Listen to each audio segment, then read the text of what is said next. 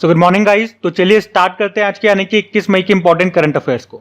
तो इस प्रश्न में आपसे पूछ रहे अभी हाल ही में ईरान के राष्ट्रपति की हेलीकॉप्टर हादसे में मौत हो गई, उनका नाम क्या है? तो आंसर होगा इब्राहिम रायसी। तो अभी ईरान अजरबैजान की सीमा पर अरास नदी पर बने किच कलासी बांध का उद्घाटन करके लौट रहे थे ये ईरान के राष्ट्रपति इब्राहिम रायसी। और ऐसा कहा जा रहा है कि खराब मौसम के कारण हार्ड लैंडिंग हुई और इस कारण से हेलीकॉप्टर दुर्घटनाग्रस्त हो गया और इनकी मौत हो गई। इनके साथ ईरान के विदेश मंत्री भी मौजूद थे, उनका नाम है हुसैन अमीर, उनका भी निधन हो गया। और इस तरह से आप कह सकते हो इब्राहिम रायसी ये ईरान के 8वें नंबर के प्रेसिडेंट थे। तो याद रखना इनका भी निधन हो गया। देखो प्रश्न ये भी बन सकता है कि वो कौन सा हेलीकॉप्टर था जो कि दुर्घटनाग्रस्त हुआ। तो आंसर होगा बेल 212 हेलीकॉप्टर। तो अब इनके बाद ईरान के जो उपराष्ट्रपति है मोहम्मद मोखबर, उनको ईरान का कार्यवाहक प्रेसिडेंट बनाया गया है। अब बात ईरान की है तो ये रहा मैप में ईरान। कैपिटल तेहरान है, करेंसी है तोमान। और अभी हमने कुछ दिन पहले ही पढ़ा था ईरान में भारत ने चाबाहार पोर्ट का निर्माण किया है और उसके लिए 10 सालों का एग्रीमेंट भी हुआ है दोनों देशों के बीच में। कौन से टर्मिनल के लिए पूछेंगे तो आंसर होगा शहीद बेहस्ती टर्मिनल। ईरान से कुछ और पॉइंट्स मैं आपको बताऊं तो एक तो याद रखना ईरान में रामसर स्थल है जहां पे रामसर कन्वेंशन हुआ था कब 2 फरवरी 1971 को आर्द्र भूमियों के संरक्षण के लिए, वेटलैंड कंजर्वेशन के लिए। इसीलिए तो 2 फरवरी को वर्ल्ड वेटलैंड डे के रूप में आप मनाते हो, आर्द्र भूमि दिवस के रूप में। ईरान में आपको दस्त एल लुत्फ मरुस्थल और दस्त कबीर मरुस्थल मिलेगा। और विश्व की सबसे बड़ी जो झील है कैस्पियन सागर, याद रखना है ये विश्व की सबसे बड़ी खारे पानी की झील भी है और इसकी सीमा लगती है ईरान से। अच्छा, ईरान अभी 2 जगह शामिल हुआ। एक तो शंघाई कोऑपरेशन ऑर्गेनाइजेशन का नवीनतम सदस्य देश बना था ईरान, 9th नंबर का। इसके अलावा ये ब्रिक्स के जो अभी 5 नए सदस्य बने थे उसमें ईरान भी शामिल था। वैसे तो 6 सदस्य शामिल होने वाले थे ब्रिक्स में, पर कौन सा नहीं हुआ? अर्जेंटीना नहीं हुआ। और 5 कौन कौन से हो गए भाई? अर्जेंटीना वाला प्रश्न तो अभी एग्जाम में पूछा गया था, कौन से 5 हो गए वो भी याद रखना, यहां से भी प्रश्न बनेगा। ईरान, यूनाइटेड अरब अमीरात, सऊदी अरब, मिस्र और इथोपिया। अच्छा, ईरान से 2 नाम इंपॉर्टेंट है, मैं आपको बता रहा हूं। एक तो नरगिस मोहम्मदी का नाम याद रखना, ये ईरान से हैं। नोबेल प्राइज 2023 इनको मिला था पीस का, शांति का। इसके अलावा महसा अमीनी का नाम याद रखना, यूरोपियन यूनियन का सखारोव पुरस्कार 2023 इनको मिला था, ये भी ईरान से हैं। इसके अलावा एक फतह नाम से एक हाइपरसोनिक बैलिस्टिक मिसाइल की चर्चा हुई थी और ये किसकी है? ईरान की है। इसी तरह से खैबर बैलिस्टिक मिसाइल का परीक्षण किया था ईरान ने ही, ये खैबर भी याद रखना, खैबर हो गया, फतह हो गया। एक अबाबील याद रखना, ये ड्रोन भी इसी ने लॉन्च किया था। तो इन सब कारण से ईरान न्यूज में था। और अभी सबसे बड़ी खबर कि इसके राष्ट्रपति का निधन हो गया, ये आप जरूर ध्यान में रखना। अगला प्रश्न देखते हैं। फिर आपसे पूछ रहे हैं हाल ही में तीसरे एलोर्डा कप 2024 में भारत ने कितने पदक जीते? तो आंसर होगा 12। एलोर्डा कप 2024 की हम बात कर रहे हैं। अच्छा, पहला स्टैटिक प्रश्न तो आपका यहीं से तैयार हो जाएगा कि एलोर्डा कप का संबंध किस खेल से है? तो याद रखना बॉक्सिंग से है। अभी 2024 में इसका तीसरा संस्करण हुआ था, 12 से लेके 19 मई 2024 तक हुआ। कहां पे? कजाकिस्तान के कैपिटल अस्ताना में। और इसमें भारत ने टोटल 12 मेडल जीते, जिसमें 2 गोल्ड हैं, 2 सिल्वर हैं और 8 ब्रोंज हैं। अब ये 2 गोल्ड किसने जीते, ये नाम हमारे लिए इंपॉर्टेंट हो जाएंगे। तो आंसर होगा निखत जरीन और मीनाक्षी ने। निखत जरीन ये भारत की नंबर 1 महिला मुक्केबाज हैं। ये तेलंगाना से आती हैं। अभी 52 किलोग्राम कैटेगरी में इन्होंने गोल्ड जीता, जबकि मीनाक्षी ये हरियाणा से आती हैं। अभी इन्होंने 48 किलोग्राम कैटेगरी में गोल्ड जीता है। तो यहां से जो जो इंपॉर्टेंट प्रश्न बन सकते थे वो सारे मैंने आपको करा दिए 1 लाइनर फॉर्म। अच्छा, जिस तरह से अभी मैंने प्रश्न बनाया ना कि एलोर्डा कप का संबंध किससे है, तो आपने कहा बॉक्सिंग से। इसी तरह से कुछ और भी कप्स एंड ट्रॉफीज होती हैं जो इंपॉर्टेंट है। और अभी मैं आपके सामने कुछ इसी तरह से इंपॉर्टेंट कप्स एंड ट्रॉफीज की लिस्ट कराऊंगा आपको रिवाइज। और मैं आपको बता दूं पहले ही कि ये वो प्रश्न है जो एग्जाम में पूछे जा चुके हैं, उन्हीं में से सेलेक्ट करके आपके लिए लेकर के आया हूं। जैसे कि सुब्रतो मुखर्जी कप, इसका संबंध फुटबॉल से है।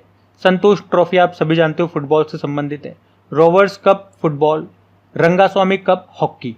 उसके अलावा नेहरू ट्रॉफी, इसका संबंध बोट रेस से है जो केरल में होती है। Durand cup. अच्छा, आप मुझे यहां बताओ, नेहरू कप भी होता है, नेहरू कप का संबंध किस खेल से है? मैं आपको पहले बता चुका हूं इसके बारे में। ये बड़ा मजेदार प्रश्न हो जाएगा आपके लिए, आप बताना इसको। बाकी डूरंड कप, इसका संबंध फुटबॉल से है। वॉकर कप गोल्फ से संबंधित है। उबेर कप बैडमिंटन, महिलाओं का बैडमिंटन, अभी आपने देखा था ना 2024 वाला उबेर कप और थॉमस कप, ये थॉमस कप भी बैडमिंटन से है पुरुषों का। इन दोनों को किसने जीता? चाइना ने जीता, इंडोनेशिया को हराया, ये भी याद रखना। बाकी सुधीरमन कप बैडमिंटन से संबंधित है। Sultan Azlan Shah cup hockey से संबंधित है, पुरुषों की होती है। मर्डेगा कप फुटबॉल से संबंधित है। राइडर कप गोल्फ से संबंधित। बिली जीन किंग कप जिसे पहले फेड कप कहा जाता था, ये महिलाओं का टेनिस टूर्नामेंट होता है। और इसी तरह से डेविस कप पुरुषों का टेनिस टूर्नामेंट है। तो अभी ये इंपॉर्टेंट 15 कप्स एंड ट्रॉफीज में आपके सामने लेकर के आया हूँ। ये सारी भी एग्जाम में पूछे गए प्रश्न है। इसके अलावा कुछ और भी हैं, वो अगली बार मैं आपके लिए लेकर के आऊंगा। तो इस तरह से धीरे धीरे सारे इंपॉर्टेंट हम ऐसे रिवाइज कर लेंगे। और ऐसा नहीं अभी ये मैंने आपको रिवाइज करा दिया तो फिर नहीं कराऊंगा, फिर बीच में रिपीट करता रहूंगा, मिक्स कर करके पूछता रहूंगा, सेम शीट को रिपीट कर दूंगा, बस आपका रिवीजन करवाता रहूंगा। तो आप मटेरियल की कंटेंट की चिंता मत करो कि कितना कंटेंट मिल रहा है। आप ये ध्यान रखो कि जितना मिल रहा है क्या वो सारा दिमाग में जा रहा है, कुछ छूटना नहीं चाहिए बस। और दिमाग में एक बार में नहीं जाएगा, उसे घुसाना पड़ेगा बार बार रिपीट करके। तो रिवीजन में चीज़ों को लाते रहो। इसके अलावा और हमारी रिवीजन वाली क्लास भी चलती है जिसमें पुराने जो करंट अफेयर्स आप पढ़ चुके हो ऑलरेडी, 2024 से हमने स्टार्ट की है, जनवरी से। तो वो क्लास भी आप जरूर देखें। अगर आप नए स्टूडेंट हैं तो आपको बता रहा हूँ, पुरानों को तो पता है। बाकी इनकी प्रैक्टिस के लिए क्विज बनाई जाती है आपकी क्रिक एग्जाम एप्लीकेशन में। ये पैनल वाली पीडीएफ भी आपको मिल जाएगी, बिल्कुल फ्री ऑफ कॉस्ट आपको मिलेगी। क्रिक एग्जाम एप्लीकेशन का लिंक नीचे डिस्क्रिप्शन बॉक्स में है, वहां से आप उसको इंस्टॉल कर लेना, जिसका लोगो ग्रीन कलर का होगा। ये जरूर देख लेना, क्योंकि ऑरेंज वाला जो लोगो है वो पुरानी वाली एप्लीकेशन है, अब वो वर्क नहीं करती है, मतलब उसमें कंटेंट अपलोड नहीं होता। बाकी सेशन को प्लीज लाइक जरूर करना अगर आपने अभी तक नहीं किया तो। जिस तरह से अच्छा कंटेंट मिलने में आपको अच्छा लगता है, जब आप इसे सपोर्ट करते हो, मेरी मेहनत को सपोर्ट करते हो, तो हमें भी अच्छा लगता है। और अपने दोस्तों के साथ में स्टडी ग्रुप में एक बार शेयर जरूर करना प्लीज। अभी अगला प्रश्न देखते हैं। और आज के वीडियो के लाइक का टारगेट रखेंगे 7000 लाइक का, तो शेयर करना मत भूलिएगा और लाइक करना भी। चलो अगला प्रश्न देखते हैं। फिर आपसे पूछ रहे, अभी हाल ही में आइसक्रीम मैन ऑफ इंडिया के नाम से मशहूर उद्योगपति का निधन हो गया, उनका नाम बताइए। तो आंसर होगा रघुनंदन कामत। तो अभी आइसक्रीम मैन ऑफ इंडिया के नाम से मशहूर उद्योगपति रघुनंदन कामत का निधन हो गया। उन्होंने नेचुरल आइसक्रीम की नींव रखी थी, कहां पे? मुंबई में, लेकिन उनका जन्म हुआ था कर्नाटक में, वो कर्नाटक से थे। तो आइसक्रीम मैन ऑफ इंडिया अगर आपसे पूछे इसके नाम से कौन मशहूर है, तो आंसर होगा रघुनंदन कामत। अच्छा, आज मैं इसी तरह के कुछ और प्रश्न आपको बताता हूं। जैसे कि देखो, मून मैन ऑफ इंडिया के नाम से कौन प्रसिद्ध है या किन्हें कहा जाता है? M Annadurai. Missile man of India कहा जाता है एपीजे अब्दुल कलाम को, आप जानते हो। और missile women of India Tessy Thomas को कहा जाता है। रॉकेट मैन ऑफ इंडिया के शिवन को कहा जाता है, जबकि cyclone man of India Mrityunjay Mohapatra ji को कहा जाता है। और टॉयलेट मैन ऑफ इंडिया के नाम से प्रसिद्ध हैं बिंदेश्वर पाठक, पिछले साल इनका निधन हो गया था।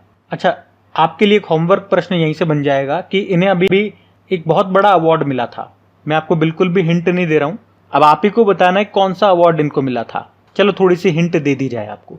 पद्म पुरस्कार इनको मिला था, बताओ कौन सा पद्म पुरस्कार इनको मिला था। बाकी भारत में सुपर कंप्यूटर के जनक कहे जाते हैं विजय भटकर जी, तो ये भी ध्यान में रखना। अगला प्रश्न देखते हैं। फिर आपसे पूछ रहे, अभी हाल ही में इटालियन ओपन में महिला एकल का खिताब किसने जीता? तो आंसर होगा ईगा स्विटेक ने। तो इटालियन ओपन टेनिस टूर्नामेंट 2024 की हम बात कर रहे हैं, इसमें वुमेन सिंगल का टाइटल जीत लिया ईगा स्विटेक ने, जो कि पोलैंड की टेनिस प्लेयर हैं। याद रखना, ये दुनिया की नंबर 1 वुमेन टेनिस प्लेयर हैं। ये इनका तीसरा इटालियन खिताब है, यानी कि 3 बार इस खिताब को ये जीत चुकी हैं। इन्होंने फाइनल में हराया है बेलारूस के आर्यना सबालेंका को। वहीं अगर मेंस सिंगल में बात करते हैं, पुरुष एकल में, तो अलेक्जेंडर जेवरव ने ये खिताब जीता है, वो जर्मनी की टेनिस प्लेयर है। इन्होंने किसे हराया? चिली के निकोलस जेरी को हराया। अलेक्जेंडर जेवरव का ये दूसरा इटालियन खिताब है। और इससे पहले आपको याद होगा, अभी मैड्रिड ओपन 2024 का आयोजन हुआ था, उसमें भी वुमेन सिंगल का खिताब ईगा स्विटेक ने ही जीता था। और आप जानते हो, इन्फोसिस ने 2 खिलाड़ियों को ग्लोबल एम्बेसडर बनाया था, एक ये ईगा स्विटेक और दूसरे हैं राफेल नडाल, जो कि स्पेन के हैं। और मैड्रिड ओपन में ही अगर मेन सिंगल की बात करेंगे तो एंड्री रुबलेव ने उसको जीता था, रूस के हैं वो। अभी मियामी ओपन 2024 का जो आयोजन हुआ था, उसमें मेंस डबल का टाइटल रोहन बोपन्ना और उनके साथी मैथ्यू एब्डेन ने जीता। मैथ्यू एब्डेन कभी पूछे ये कहाँ से हैं? ये ऑस्ट्रेलिया से हैं। और अभी इन दोनों की जोड़ी ने ही साल के जो 4 सबसे बड़े टेनिस टूर्नामेंट होते हैं, उसमें पहला वाला भी हुआ था ना, ऑस्ट्रेलियन ओपन, उसमें मेंस डबल का टाइटल इन्होंने ही जीता था। आप मुझे कमेंट बॉक्स में टाइप करके बताओ कि ऑस्ट्रेलियन ओपन में मेन सिंगल और वुमेन सिंगल किसने जीता था। मैं आपको बताऊंगा, इसका उत्तर दूंगा, लेकिन पहले आप कोशिश करो। बाकी अभी मोंटे कार्लो मास्टर्स में मैच जीतने वाले पहले भारतीय बने थे कौन? सुमित नागल।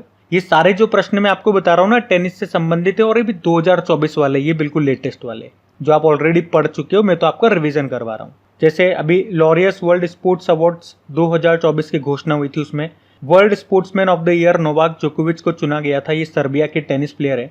और world sports women of the year चुना गया था एटना बोनमाटी को, वो स्पेन फुटबॉलर हैं। चलो अभी मैंने आपसे पूछा था ना ऑस्ट्रेलियन ओपन का, तो उसमें याद रखना मेन सिंगल जीता था जेनिक सिनर ने, वो इटली से हैं, और वुमेन सिंगल आर्यना सबालेंका ने जीता, वो बेलारूस से हैं। एक डेविस कप भी याद रखना, डेविस कप मैंने आपको बताया था पुरुषों का टेनिस टूर्नामेंट होता है, इसको इटली ने जीता था अभी ऑस्ट्रेलिया को हरा करके। और फेड कप ये महिलाओं का टेनिस टूर्नामेंट होता है जिसको आप बिली जीन किंग कप कहते हैं, इसको कनाडा ने जीता था इटली को हरा करके। एक लिएंडर पेस और विजय अमृतराज का नाम भी याद रखना, अभी टेनिस हॉल ऑफ फेम में शामिल होने वाले पहले पुरुष एशियाई ये बने थे, तो इनका नाम भी इंपॉर्टेंट हो गया। और टेनिस से सभी इंपॉर्टेंट प्रश्न मैंने आपको यहाँ रिवाइज करा, इनको ध्यान में रखना। अगला प्रश्न देखते हैं। फिर आपसे पूछ रहे अभी हाल ही में 2024-25 के लिए CII का अध्यक्ष किसे चुना गया? तो आंसर होगा संजीव पुरी को। तो संजीव पुरी जो कि ITC के CMD हैं, और अभी इन्हीं को CII यानी कि कॉन्फेडरेशन ऑफ इंडियन इंडस्ट्री के अध्यक्ष के रूप में चुना गया है 2024-25 के लिए। और वे किनका स्थान लेंगे? TVS सप्लाई चेन सॉल्यूशन के जो अध्यक्ष हैं R दिनेश का स्थान लेंगे। लेकिन जो अध्यक्ष हैं उनका नाम सबसे ज्यादा इंपॉर्टेंट होता है, तो संजीव पुरी इनका नाम है, याद रखना। ये कौन है? ITC के CMD हैं, वो भी मैंने आपको बता दिया। अब CII की बात कर ले थोड़ी सी, तो ये उद्योग, अब CII confederation of Indian industry की बात कर ले थोड़ी सी, तो ये एक उद्योग समूह है जो भारत में व्यापारिक समूहों का प्रतिनिधित्व करता है। इसकी स्थापना होती है 1895 में और मुख्यालय मिलेगा आपको नई दिल्ली में। अध्यक्ष बन गए कौन? संजीव पुरी। इसी तरह से फिक्की के अध्यक्ष अभी बने थे कौन? अनीश शाह। फिक्की मतलब होता है federation of Indian chambers of commerce and industry. और नेस्कॉम के अध्यक्ष कौन बने थे? देबजानी घोष। नेस्कॉम का फुल फॉर्म भी आपको बता दूं, national association of software and services companies. अभी लेटेस्ट हमने पढ़ा था भारतीय बैंक संघ के अध्यक्ष कौन बने थे? तो आंसर होगा MV राव बने थे।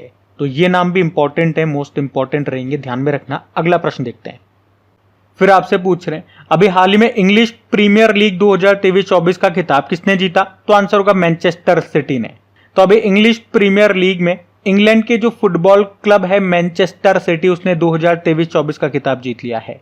यहाँ पे उन्होंने वेस्ट होम को हराया है, और इस तरह से मैनचेस्टर सिटी ने 8वीं बार ये इंग्लिश प्रीमियर लीग की ट्रॉफी जीत ली है। अच्छा, यहाँ पे मैनचेस्टर सिटी से 2 प्रश्न मैं आपको और कराऊंगा। एक तो अभी BBC sports personality of the year 2023 का सम्मान मिला था मैरी इयरप्स को, जो कि इंग्लैंड की हैं, और यहीं पे best team of the year चुना गया था मैनचेस्टर सिटी को। अभी 20वां फीफा क्लब वर्ल्ड कप 2023 जो हुआ था सऊदी अरब में, उसको मैनचेस्टर सिटी ने ही जीता था। तो ये मैनचेस्टर सिटी से संबंधित 3 प्रश्न मैंने आपको लगातार बता दिए। बाकी और देख लो, बैलन डियोर पुरस्कार पुरुषों में भी लियोनेल मेसी को मिला जो कि अर्जेंटीना से हैं, महिलाओं में एटना बोनमाटी को मिला जो कि स्पेन की है। आपको याद है फीफा मेंस वर्ल्ड कप 2022 वाला जो 22वां संस्करण था वो कतर में हुआ था, जिसका मैस्कॉट लाइव था, उसको अर्जेंटीना ने जीता था, फ्रांस को हराया था। और अब जो 23वां संस्करण होगा वो 4 साल बाद होता है, तो 2026 में होगा। कहाँ पे? 3 देशों में, US, कनाडा और मैक्सिको में होगा, याद रखना। उसके अलावा ये कहा गया कि जो 25वां संस्करण होगा 2034 वाला, वो सऊदी अरब में होगा। मैंने आपको ये भी बताया था सऊदी अरब 2034 में 22वें एशियन गेम्स को भी होस्ट कर रहा है। उसके अलावा फुटबॉल से संबंधित और करंट अफेयर्स के प्रश्न मैं आपको रिवाइज कराऊंगा। तो अभी लेटेस्ट हमने पढ़ा था फीफा वुमेन्स वर्ल्ड कप 2027 की मेजबानी कौन सा देश करेगा? तो आंसर होगा ब्राजील करेगा। ये इसका 10वां संस्करण होगा। बाकी अभी इंडियन सुपर लीग 2023-24 का खिताब ये मुंबई सिटी फुटबॉल क्लब ने जीता था मोहन बागान को हरा के। संतोष ट्रॉफी 2023-24 को सर्विसेज ने जीता गोवा को हरा के। पिछले साल जो 132वां डूरंट कप हुआ था, वैसे याद रखना एशिया का सबसे पुराना जो फुटबॉल टूर्नामेंट है वो है डूरंट कप, और डूरंट कप का संबंध फुटबॉल से है। एक और प्रश्न तैयार हो गया, इसको मोहन बागान ने जीता था ईस्ट बंगाल को हरा के। South Asian football federation under-19 football championship 2024 को भारत और बांग्लादेश ने मिलकर जीता। फ्रेंच ओपन फुटबॉल लीग 1 इसको Paris Saint Germain football club ने जीता था। वहीं मेंस AFC अंडर-23 एशियन कप इसे जापान ने जीता था उज्बेकिस्तान को हरा के। और ऑल इंडिया फुटबॉल फेडरेशन के जो हेड हैं वो कल्याण चौबे हैं। बाकी फुटबॉल को रेगुलेट करने वाली बॉडी तो फीफा है। फीफा की स्टैटिक देखें तो स्थापना होती है 1904 में, हेडक्वार्टर ज्यूरिख स्विट्जरलैंड में और प्रेसिडेंट है गियानी इन्फिनिटो। फुटबॉल से संबंधित कुछ कप्स एंड ट्रॉफीज देखें तो रॉबर्ट्स कप हो गया, Santosh trophy, Subroto cup, Durand cup, Ashutosh cup, Merdeka cup, इन सब का संबंध फुटबॉल से है। अच्छा, एक फुटबॉल टीम में कितने खिलाड़ी होते हैं? तो 11 खिलाड़ी होते हैं, 11 प्लेयर होते हैं, ये भी याद रखना। अगला प्रश्न देखते हैं। फिर आपसे पूछ रहे अभी हाल ही में आपराधिक न्याय प्रणाली प्रशासन में भारत का प्रगतिशील पथ सम्मेलन कहाँ पे आयोजित किया गया? तो आंसर होगा गुवाहाटी में। तो यह है आपराधिक न्याय प्रणाली प्रशासन में भारत का प्रगतिशील पथ सम्मेलन, जो कि अभी असम के गुवाहाटी में हुआ। इसका आयोजन किया केंद्रीय कानून और न्याय मंत्रालय ने। आप जानते हो हमारे कानून और न्याय मंत्री कौन है? अर्जुन राम मेघवाल है। और इस सम्मेलन का आयोजन करने का उद्देश्य क्या है? तो ब्रिटिश समय के आपराधिक कानून को निरस्त करने और देश में आपराधिक न्याय प्रणाली से संबंधित नए कानून के अधिनियम में सरकार द्वारा किए गए हालिया बदलावों के बारे में जागरूकता पैदा करने के लिए ये सम्मेलन आयोजित किया गया। अभी हाल ही में आपराधिक न्याय प्रणाली से जुड़े 3 नए कानून कौन से बने? तो आंसर होगा भारतीय न्याय संहिता 2023, भारतीय नागरिक सुरक्षा संहिता 2023 और भारतीय साक्ष्य अधिनियम 2023। और आपको बता दूं ये तीनों कब से लागू हो रहे हैं? 1 जुलाई 2024। और इस सम्मेलन में मुख्य अतिथि चीफ गेस्ट कौन थे? तो असम के मुख्यमंत्री हेमंत बिस्वा शर्मा थे। अच्छा, इसी तरह से कुछ और सम्मेलन में आपको रिवाइज कराता हूं जो 2024 के इंपॉर्टेंट हैं वो सारे। जैसे कि अभी वर्ल्ड फ्यूचर एनर्जी समिट हुआ था, कहाँ पे? यूनाइटेड अरब अमीरात में। वर्ल्ड सस्टेनेबल डेवलपमेंट समिट नई दिल्ली में हुआ। First nuclear energy summit Brussels Belgium में हुआ। नवा रायसीना डायलॉग का आयोजन नई दिल्ली में हुआ, जिसमें चीफ गेस्ट रहे थे ग्रीस के प्रधानमंत्री किर्याकोस मित्सोताकिस। पहला digital India future skill summit Guwahati में हुआ था। 7वां हिंद महासागर सम्मेलन पर्थ ऑस्ट्रेलिया में हुआ। विश्व सरकार सम्मेलन 2024 दुबई में हुआ। और याद रखना, भारत जो है यूनेस्को के विश्व धरोहर समिति की अध्यक्षता कर रहा है 2024 में। और कौन सा एडिशन है इसका? 46 नंबर की ये बैठक है। Vibrant Gujarat global trade show का आयोजन ये गांधीनगर गुजरात में हुआ था। नवा अंतर्राष्ट्रीय विज्ञान महोत्सव का आयोजन फरीदाबाद में हुआ। और 27वां राष्ट्रीय युवा महोत्सव ये नासिक में हुआ था। और पहला भारतीय स्टीम बॉयलर एक्सपो का आयोजन अभी गुवाहाटी में हुआ था। तो आप देख सकते हो गुवाहाटी से संबंधित 3 सम्मेलन हमने पढ़ लिए। एक तो अभी के प्रश्न में पढ़ा और ये 2 यहाँ पे मैंने आपको बता दिए, तो ये ध्यान में रखना। अगला प्रश्न देखते हैं। फिर आपसे पूछ रहे हैं अभी हाल ही में दुनिया की सबसे ऊंची चोटी माउंट एवरेस्ट पर चढ़ने वाली सबसे उम्र दराज भारतीय महिला कौन बन गई? तो आंसर होगा ज्योति आत्रे। तो मध्य प्रदेश के भोपाल की हैं ज्योति आत्रे। और अभी ये दुनिया की सबसे ऊंची पर्वत चोटी माउंट एवरेस्ट पर चढ़ने वाली सबसे उम्र दराज भारतीय महिला बन गई हैं। उन्होंने 53 वर्षीय संगीता बहल का 6 साल पुराना रिकॉर्ड तोड़ दिया। वे 2018 में माउंट एवरेस्ट पर चढ़ने वाली सबसे उम्र दराज भारतीय महिला बनी थी। लेकिन अब ज्योति आत्रे का नाम आपको ध्यान रखना है। अच्छा, यहाँ पे कुछ और नाम मैं आपको रिवाइज कराऊंगा। माउंट एवरेस्ट से संबंधित सारे इंपॉर्टेंट प्रश्न मैं आपको बताता हूँ। चलो, एक तो बिल्कुल लेटेस्ट अभी हमने पढ़ाई था करंट अफेयर्स में कि माउंट एवरेस्ट पर 29 टाइम्स चढ़ने वाले विश्व के पहले व्यक्ति कौन बन गए? कामिर रिता। ये शेरपा हैं, गाइड हैं। ये नेपाल के शेरपा हैं, मतलब नेपाल के निवासी हैं। अच्छा, माउंट एवरेस्ट को नेपाल में क्या कहते हैं? सागरमाथा कहते हैं। तिब्बत में चोमुलुंगमा कहते हैं। और मैंने आपको बताया था 1952 में जॉर्ज एवरेस्ट के नेतृत्व में भारत के सर्वेक्षक ने शिखर की ऊंचाई को सटीक रूप से मापा था। इसीलिए उनके सम्मान में इसका नाम 1865 में बदल करके माउंट एवरेस्ट कर दिया गया था, वरना पहले इसे पीक 15 के नाम से जानते थे। इसकी हाइट की बात करें तो 8848.86 मीटर है। और आपको याद होगा 29 मई 1953 का दिन न्यूजीलैंड के sir Edmund Hillary mount Everest पर चढ़ने वाले पहले व्यक्ति थे। और उनके साथ नेपाली भारतीय शेरपा तेंजिंग नोर्गे भी थे। तो इसीलिए 29 मई को माउंट एवरेस्ट डे के रूप में मनाते हैं हम। और जो ये शेरपा थे तेंजिंग नोर्गे, इनके सम्मान में भारत सरकार ने 1994 में तेंजिंग नोर्गे साहसिक पुरस्कार की स्थापना की थी। और आपको याद होगा अभी लेटेस्ट ये पुरस्कार किसे दिया गया था? जो उत्तराखंड की पर्वतारोही थी मरणोपरांत उनको दिया गया था। तो आंसर होगा सविता कंसवाल को।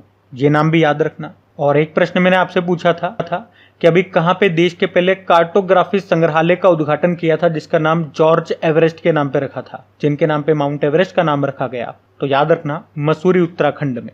और इसके अलावा ये 2-4 नाम और याद रखना, जैसे कि माउंट एवरेस्ट पर चढ़ने वाली पहली महिला जापान की जुंको ताबेई है। इनका नाम फिर भी इतना इंपॉर्टेंट नहीं है, लेकिन ये जो भारतीय हैं वो ज़्यादा इंपॉर्टेंट है हमारे लिए कि माउंट एवरेस्ट पर चढ़ने वाली पहली भारतीय बछेंद्री पाल है। और सबसे ज़्यादा इंपॉर्टेंट ये है, माउंट एवरेस्ट पर चढ़ने वाली दुनिया की पहली विकलांग व्यक्ति अरुणिमा सिन्हा नाम है, 2013 में फतेह किया था इन्होंने। तो ये जितने भी पॉइंट्स मैंने आपको बताए सारे इंपॉर्टेंट हैं। अब एक होमवर्क प्रश्न मैं आपसे पूछ रहा हूँ, ये भी बिल्कुल लेटेस्ट करंट अफेयर्स का प्रश्न है, तो आप सबको आता होगा। प्रश्न मेरा ये है कि अभी अपने सभी ग्लेशियर खोने वाला पहला देश कौन सा बन गया है विश्व का? साउथ अमेरिकी कॉन्टिनेंट का एक देश है वो, बताइए उसका आंसर क्या होगा। अगला प्रश्न हम देखेंगे। फिर आपसे पूछ रहे हैं, अभी हाल ही में दीप्ति जीवन जी ने पैरा एथलेटिक्स चैंपियनशिप में वर्ल्ड रिकॉर्ड बनाया। आपसे पूछ रहे हैं ये चैंपियनशिप का आयोजन कहां पे किया गया? तो आंसर होगा जापान में। देखो, हमने यहाँ पे बात करी है वर्ल्ड पैरा एथलेटिक्स चैंपियनशिप 2024 की, जिसका आयोजन अभी जापान में हुआ 17 से लेके 25 मई 2024 तक। 2024 में ये इसका 11वां संस्करण है और ये पूर्वी एशिया में पैरा एथलेटिक्स चैंपियनशिप का पहला संस्करण है। और अभी यहीं पे भारत की जो ये दीप्ति जीवन जी है, इन्होंने 400 मीटर की दौड़ में वर्ल्ड रिकॉर्ड के साथ गोल्ड जीता है। गोल्ड जीता तो है ही सही, साथ में वर्ल्ड रिकॉर्ड भी इन्होंने बना दिया। उन्होंने यहाँ 55.07 सेकंड में 400 मीटर की दौड़ पूरी की है। मैं आपको याद दिलाना चाहूंगा कि दीप्ति जीवन जी, इन्होंने 2023 में जो एशियाई पैरा गेम्स हुए थे वहां पे भी गोल्ड जीता था इन्होंने। अच्छा, यहाँ पे जापान से संबंधित 2 प्रश्न मैं आपको और बताऊंगा, इंपॉर्टेंट प्रश्न है। एक तो सुल्तान अजलान शाह ट्रॉफी 2024 को भी जापान ने जीता था। इस ट्रॉफी का संबंध हॉकी से है और अभी जापान ने ही AFC अंडर 23 एशियन कप, जिसका संबंध भी फुटबॉल से है, इसको भी जापान ने जीता उज्बेकिस्तान को हरा करके। और अभी हमने पढ़ा था दुनिया का पहला 6G डिवाइस, ये अभी जापान में ही लॉन्च हुआ था। मून पर जाने वाला 5वां देश जापान बन गया है। और अभी इंडिया ये जापान को पछाड़कर तीसरा सबसे बड़ा सोलर पावर जनरेटर भी बन गया है। तो इन सब कारण से जापान न्यूज में था, ये आप ध्यान में रखना। और ये था आज का हमारा करंट अफेयर्स का सेशन। उम्मीद करूंगा सेशन अच्छा लगा होगा। और एक बार फिर से मैं आपको याद दिलाना चाहूंगा, वीडियो को अगर आपने अभी तक लाइक नहीं किया तो प्लीज वीडियो को लाइक जरूर कीजिएगा, दोस्तों के साथ में शेयर जरूर करना। बाकी क्विज PDF के बारे में आपको बता चुका हूं। तो चलो अभी कल के करंट अफेयर्स का क्विक रिविजन कर लेते हैं, फिर सेशन एंड करते हैं। तो यहाँ पे हम 20 मई के इंपॉर्टेंट करंट अफेयर्स का क्विक रिविजन कर रहे हैं। तो पहला प्रश्न पूछा, क्रोएशिया के नए प्रधानमंत्री बन गए आंद्रेज प्लेंकोविक। फिर पूछा, किस देश ने बुलावा अंतर महाद्वीपीय बैलिस्टिक मिसाइल का सफल परीक्षण किया? तो रशिया ने। फिर पूछा, विश्व एड्स वैक्सीन डे मनाया 18 मई को। फिर पूछा भी, किस भारतीय जोड़ी ने थाईलैंड ओपन का खिताब जीत लिया? सात्विक और चिराग की जोड़ी ने। फिर पूछा, टाटा कंसल्टेंसी सर्विसेज ने अपनी तरह का पहला मानव केंद्रित AI उत्कृष्टता केंद्र कहां पे स्थापित करने की घोषणा की? तो पेरिस में। फिर पूछा, दुनिया का पहला 6G डिवाइस किसने लॉन्च किया? जापान ने। फिर पूछा भी, किसने भारत का पहला satellite in orbit third party देता बीमा पॉलिसी लॉन्च किया? तो टाटा AIG। फिर आपसे पूछा भी, पर्यावरण योगकर्ताओं के लिए 10 साल के ब्लू रेजिडेंसी वीजा की घोषणा की अभी यूनाइटेड अरब अमीरात ने। फिर पूछा, फोर्ब्स ने दुनिया के सबसे ज्यादा कमाई करने वाले एथलीटों की सूची जारी की, इसमें टॉपर कौन है? Cristiano Ronaldo. और आखिरी प्रश्न था, एक्सेस नाउ के वैश्विक इंटरनेट शट डाउन रिपोर्ट में टॉपर कौन है? तो आंसर होगा भारत है। चलो अभी कल का होमवर्क प्रश्न भी देखते हैं और सेशन एंड करते हैं। तो कल के वीडियो में आपसे पूछा था अभी कांस फिल्म फेस्टिवल में पहली बार किस कंपनी को मानद पाल्मे डियोर पुरस्कार दिया गया? तो आंसर होगा स्टूडियो गिबली, ये जापान की है। आप सभी ने प्रश्न का बिल्कुल सही उत्तर दिया। अब ये रहा आज का आपका होमवर्क प्रश्न।